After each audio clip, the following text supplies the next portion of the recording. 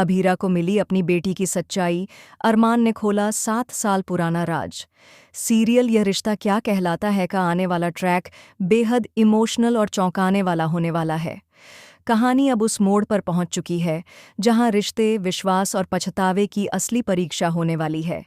अरमान को जब यह पता चलता है कि अभीरा एक खतरनाक बीमारी से जूझ रही है, तो उसके होश उड़ जाते हैं।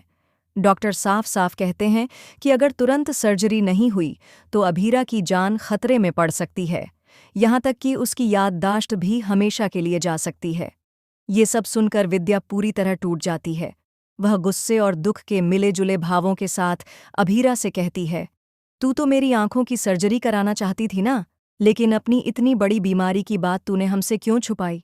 अगर तुझे कुछ हो जाता तो हम क्या करते?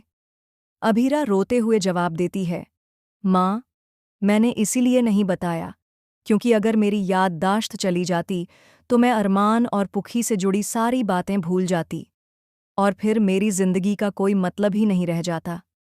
मैं नहीं चाहती थी कि कभी अरमान और पुखी से अलग हो जाऊं, लेकिन अब तो अरमान मेरा रहा ही नहीं, वह किसी और का होने जा रहा है। उसी वक्त अरमान यह सारी बातें छुपकर सुन लेता है।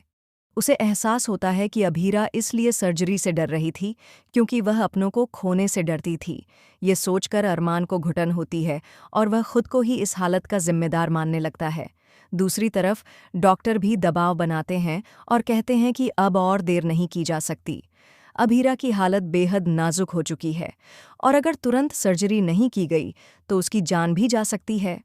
सर्जरी की तारीख फिक्स कर दी जाती है। अरमान अब खुद को रोक नहीं पाता। वह सोचता है कि अगर अभीरा को कुछ हो गया और उसने पुखी की सच्चाई नहीं जानी तो वह खुद को कभी माफ नहीं कर पाएगा।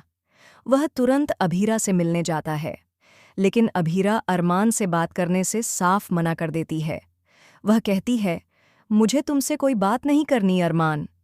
अरमान विनती करता है, तुम मुझसे बात मत करो, लेकिन क्या तुम पुखी के बारे में नहीं जानना चाहोगी? पुखी का नाम सुनकर अभीरा चौंक जाती है।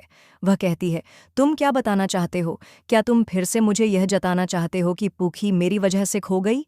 तभी अरमान कहता है, नहीं अभीरा, मैं तुम्हें यह बताना चाहता हूँ कि मायारा ही पुखी है। वही पुखी जिसे तुमने 7 साल पहले खो दिया था, और उसका गुनहगार मैं हूँ।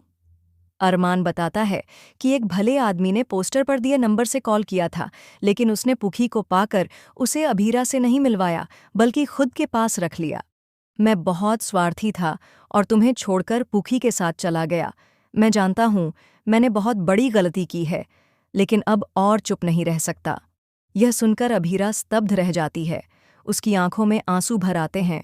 वह कहती है, तुमने मेरी बेटी को मुझसे 7 साल तक दूर क्यों रखा अरमान?